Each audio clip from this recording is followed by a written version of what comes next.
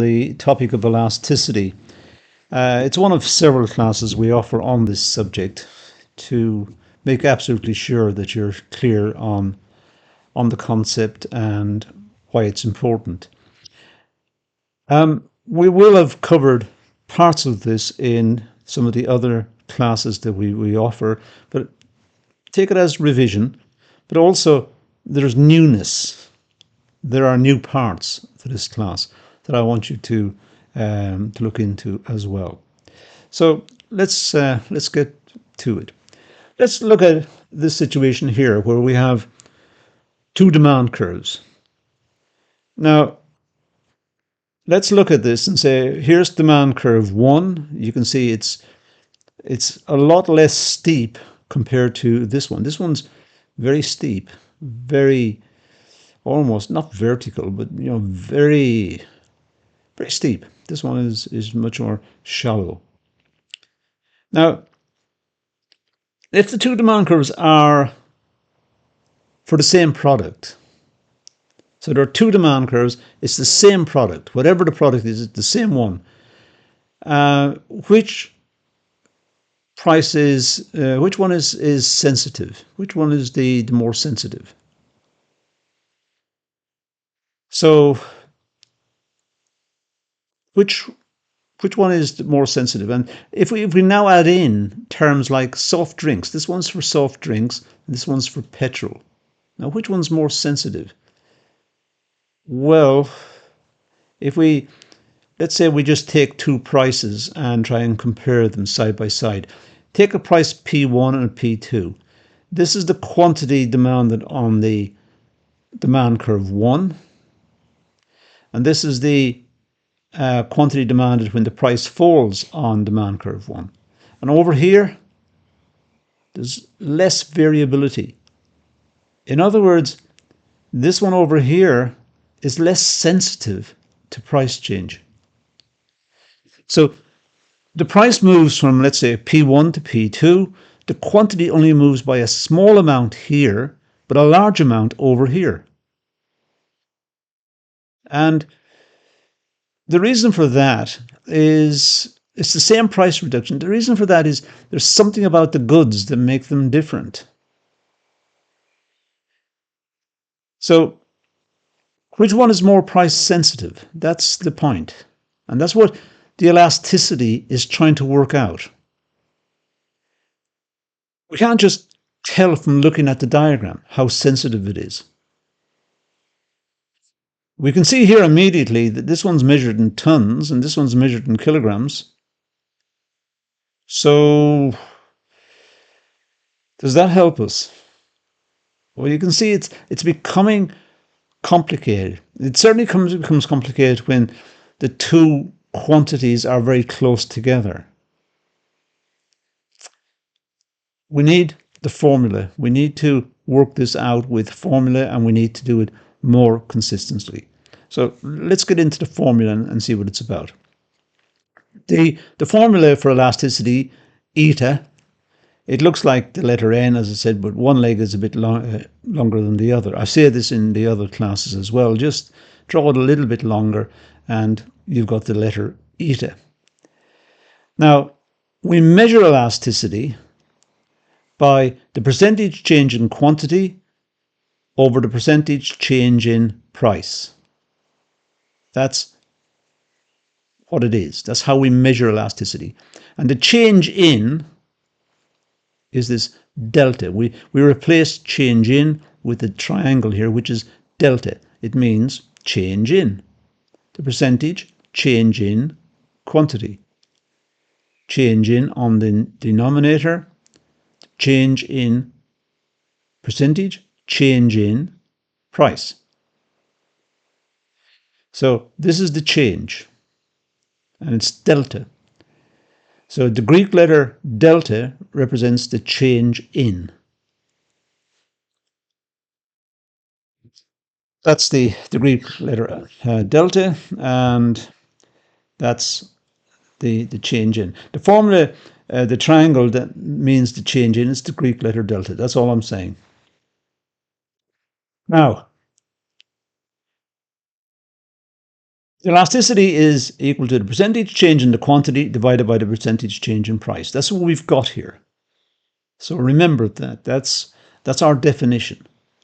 Now, let's consider an example. Let's say that the price of a good increases by 2% and therefore its demand falls by 10%. So we're going to say that the price goes up by 2% and the demand falls by 10%. So let's substitute that. Let's put it into the formula and see what happens. So we put it into the formula. This one here changes by 10%. This one here changes by 2%. So overall, the elasticity is -5. This one's fallen. The quantity has fallen, so it's -10%. The price has gone up by 2%. That's +2%. So it's 5%. Now, I say here at the bottom, we can see that the answer is -5. In fact, the answer is always negative for downward sloping demand curves. We're always going to get a negative elasticity figure. So we ignore it, generally speaking. We say the elasticity is 5. It's always negative. Downward sloping demand curves always have negative elasticities. So we just forget the negative. Don't worry about it. So here we've got, now what does the 5 mean? Well, I'm going to preempt what we're going to do here in other classes slightly by explaining this here. If it's greater than 1, we say it's elastic. If it's less than 1, but greater than 0, or equal to 0, or but less than 1, then we say it's inelastic. And when it's 1, it's unit elastic. So 1 is the important figure. Here it's -5. We can ignore the minus sign, as I said, so it's 5. That means it's elastic. It's more than 1. If it's less than 1 and greater than or equal to 0, we say it's inelastic.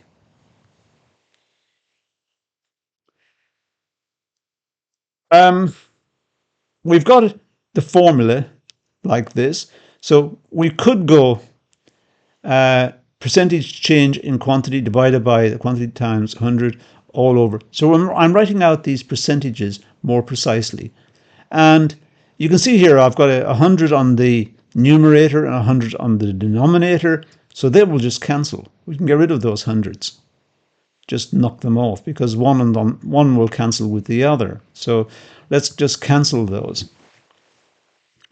Now we just got a fraction divided by a fraction.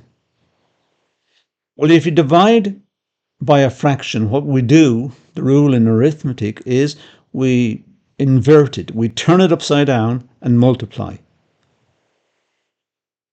So if, for example, you're dividing 1 by a half, you're trying to find out how many halves in 1. So you write down 1 divided by a half, turn the half upside down and multiply it. We're going to get 1 times 2 over 1, which is equal to 2. So there are 2 halves in 1. That's how we do it. So we just cancel that. So really that's what we're looking at here. We just got one fraction divided by another fraction. And the way we get, as I said, the way we deal with when we're dividing by fractions is we take the divisor here and we invert it. We turn it upside down and multiply. So we get that. We take this bit, turn it upside down, here it is upside down, and multiply. So we take the divisor, turn it upside down, and multiply. We can tidy it up a little bit more by just collecting the terms, just move those changes over. It's the same thing, just pop that one over there, take the quantity over here. It looks neater just having the change in quantity divided by the change in price times the price over the quantity. And that's our elasticity formula. That's the one we use. So that's very important to us. It sounds complicated. In fact, it's very, very straightforward. When you read over it and study it and think about it, you'll see that it is straightforward. And we'll be covering it in seminars as well, so it will crop up as we go through the subject. Let's look at the elasticity along a straight line demand curve. So this is our formula. We just worked this one out.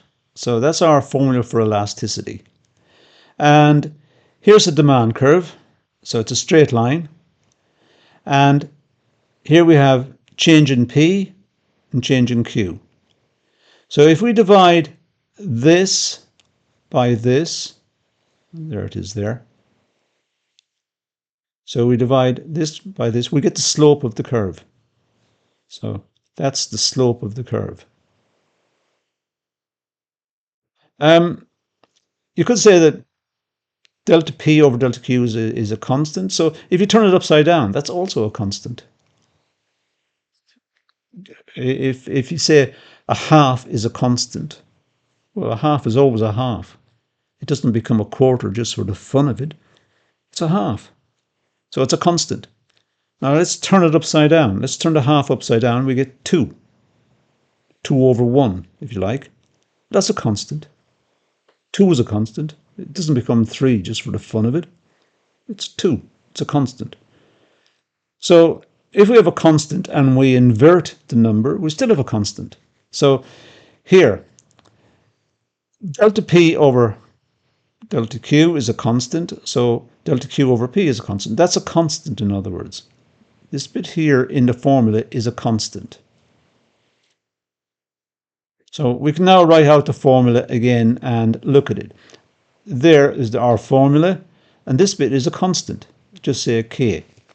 In other words, the elasticity depends on the price and the quantity. The K is constant. So we say that the elasticity is proportional to the price-quantity ratio. It's proportional to PQ. Because this is a constant, so it doesn't depend on that. So N is proportional to P over Q. Now, if we take Q is equal to 0, if Q is equal to 0, we're dividing P by a 0, which means N is infinite. That's 0. We divide by 0 here. Q is 0. Well, anything divided by 0 is infinite. If you think about dividing it by a half, then it would be 2. Divided by a quarter, it's 4. Divided by 1/10, it's 10. Divided by a very, very small number, that becomes a very, very big number. We say when it's 0, it's infinite. So the elasticity up here is infinite at this point. Now take the other one here. P is equal to 0 down here. We've gone right down. Price is equal to 0. So now we put price equal to 0 there, and the elasticity is equal to 0. So elasticity is equal to a constant times P over Q. Well, if we say P is equal to 0, then elasticity is equal to 0. That's equal to 0. There it is again. So in other words, elasticity along a straight line varies all the time. It varies from infinite to 0. And if you like, in the middle, it's just equal to 1. This we call the elastic section of the curve. Up here, it's greater than 1. Down here, it's less than 1. So it's inelastic. This is the inelastic demand, or inelastic section of the demand curve. This is the elastic section of the demand curve. It's greater than 1. Down here, it's less than 1.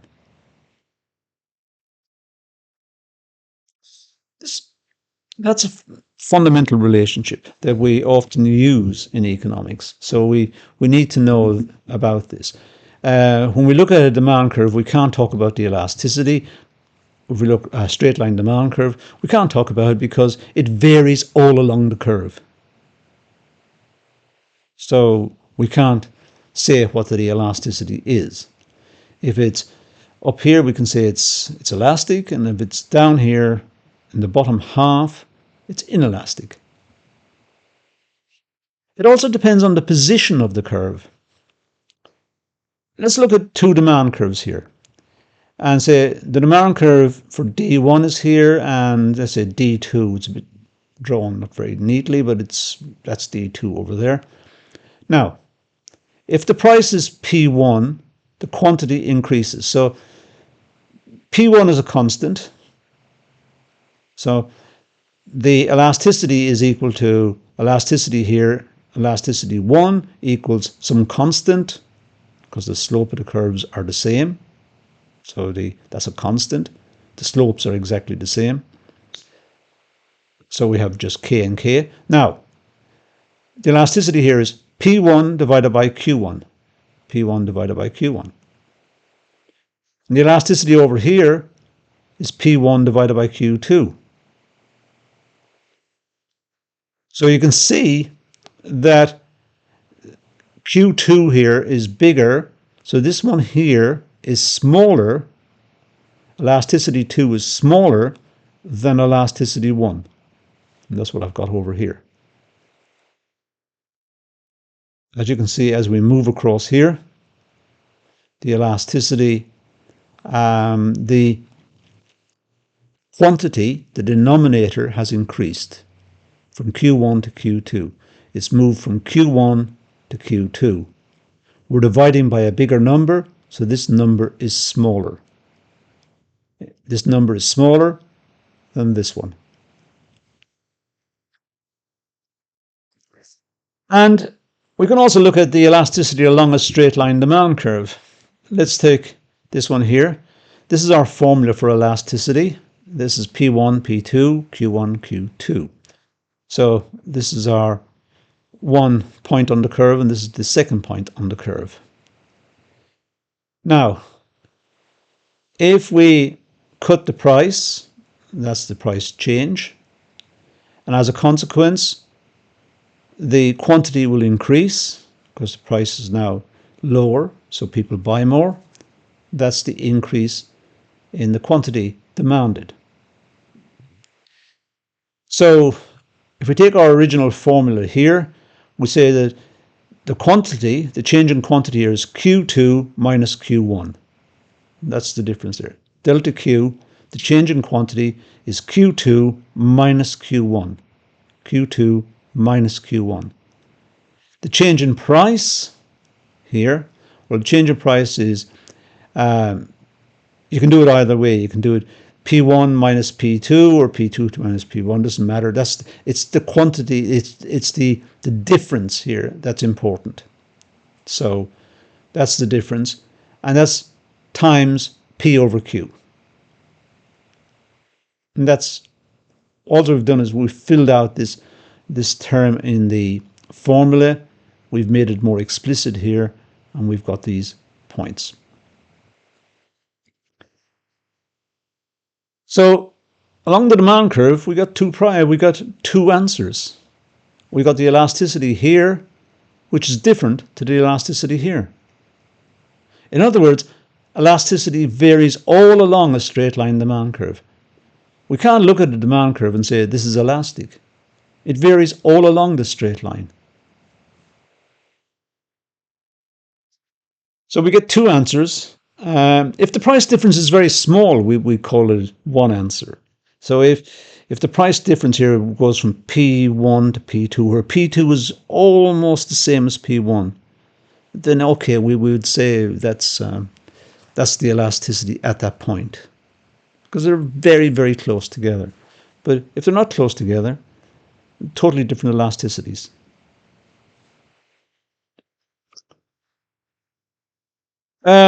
We can use something called a Stigler approximation, named after a very famous American economist, George Stigler. Stigler's suggestion was we take an average price and an average quantity. That will give us a single figure. It is an average.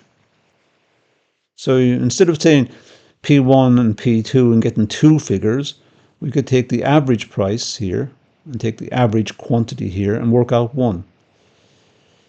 Uh, what we do know about this method is we're definitely going to get the wrong answer, but people accept it because it is an average. But in truth, that is the figure we started with, that's the figure we ended up with, and these two are accurate. If we take an approximation, it is an approximation. Now we have to remember it's an approximation. So in this class, I've talked about elasticity moving along the straight line demand curve. And we saw it varies all along the curve, from elastic to inelastic, even though the curve has the same gradient all the way through. That's all we're going to deal with here. So let's leave it at that and say thank you for watching.